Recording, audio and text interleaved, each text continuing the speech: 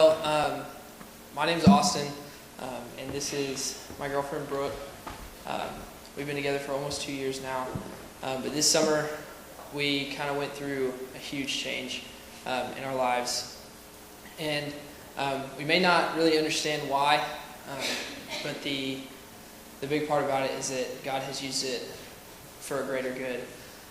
So we are from Fort Worth, a small town called Saginaw, Texas. It's just north of Fort Worth. Okay, Dallas, there we go. And we are currently students at East Texas Baptist University in Marshall. So, I know there's a lot of LC fans around here.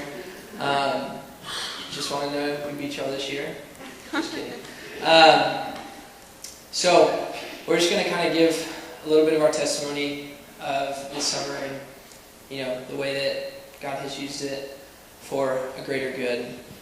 So to kind of start things off, this summer I was working at a youth camp in Van, Texas called Sky Ranch. I don't know if anybody has heard of that. But I was a leader for 7th and 8th grade guys, and that was a huge part of what kind of prepared me for what was to come in my life this summer. While he was at Sky Ranch, I was actually visiting family in Missouri. The Sunday, it was the day before I was supposed to come back home to Texas. It was my 18th birthday is when my four-wheeler accident happened. I don't remember much of that day. Cool thing is, though, about 30 minutes prior to the accident, I remember my cousins were kind of off doing their own thing, and I took one of the four-wheelers and I was kind of just riding through the woods, and I remember praying to God specifically 3 things. I was thanking Him for another year of life. I had asked Him to spark that eternal flame in my heart again, because I know sometimes in our walk with God it's like a roller coaster. Sometimes we're up high and we're praising Him for everything, and then sometimes we just hit a low and we feel like we're in a rut. And so I was just asking for Him to spark that again. And then the third thing that I remember, I was just praying to Him that and proclaiming that I wanted to be used, and that I wanted to reach people. And then after that, I don't remember much, so I don't find it coincidence that I prayed that right before my accident, So the day of her accident, I was at work, and I was in Van, Texas is 2 hours from where we live. And I had just finished my first week of camp there, and we had just gotten a second round of campers, and so I was getting into the groove, and we were doing our normal routine on a Sunday.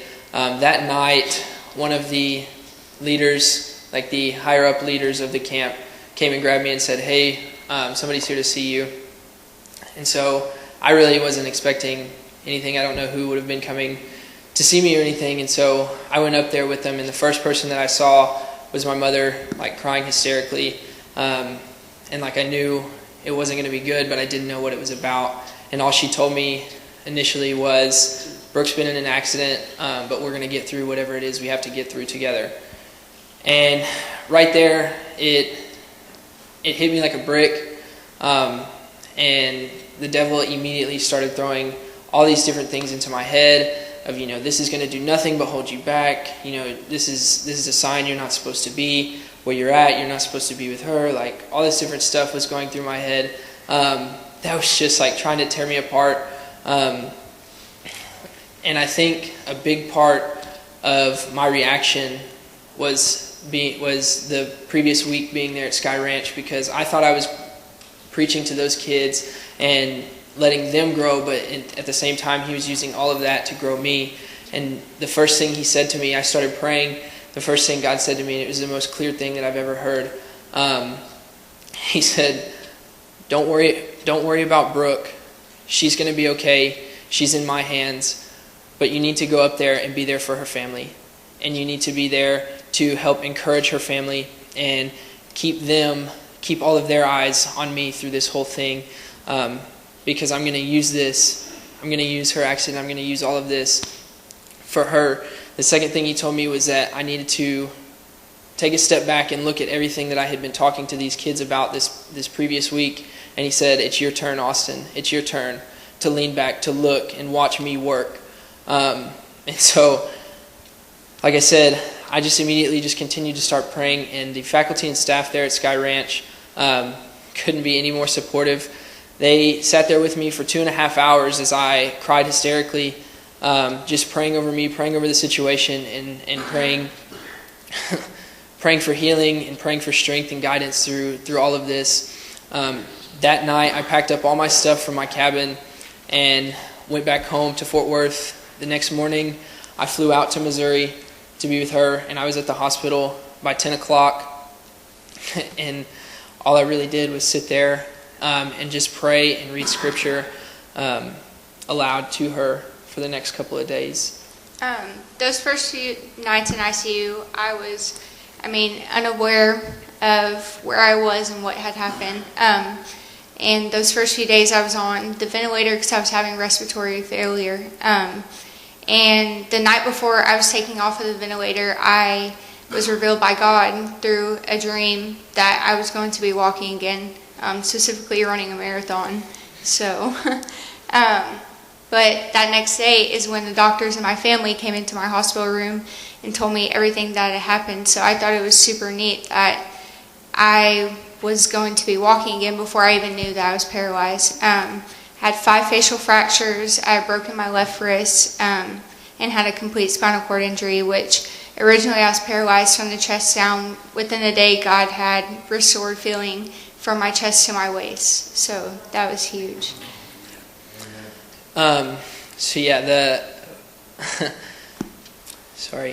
Within the first week that she was in ICU, she underwent 3 pretty major surgeries on her face, her back, and her wrist. And I had never experienced anything like this. I'm sure some of you may have experienced being in the hospital with somebody undergoing surgery. It's never you never feel comfortable about it. You're kind of uneasy the whole time because the one that you love is in somebody else's hands and in somebody else's care, and all you can do really is pray and wait. And so for that was a huge growing thing for me and the rest of her family, because rather than keeping our minds on, well, what if she doesn't make it through? What if something goes wrong or anything like that? We just stuck to praying, just like God had told me to do, and I just continued to pray for guidance of the hands of the surgeons. And all I can do is believe that it was Him who was in there guiding those hands and making those surgeries go smoothly with absolutely zero complications through any of it. And so even there, it was just another faith-growing opportunity for me and her family. After about 10 days of being in ICU, I progressed to get out of critical condition, and I was able to move to LTAC, which is just basically like a long-term hospital room. There's where I began the first stages of physical and occupational therapy, which was a huge test of 1, patience, and 2, just strength itself, because my life completely changed, you know what I mean? I'm having to learn how to redress myself, and it's the little things that I had to relearn that we take advantage of, you know what I mean? And so that was a huge thing that I had to learn how to rely on God for that strength, you know what I mean?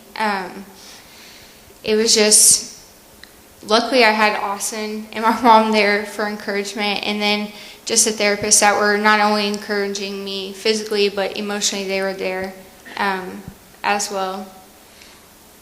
And then after about a month of being in the hospital at Missouri, I was able to come back home to Texas, but I went straight to an inpatient rehab where it was a complete transition. It was good to be home, but then the anxieties of Austin leaving for college, and also my stepdad being put on hospice and ended up passing away right when I got home. All these anxieties were arising and stuff, but then I just realized that there's purpose, and once I set aside my plan and realizing that God was going to use me through that, I got to connect with a ton of people at therapy that didn't have the same mindset as I did.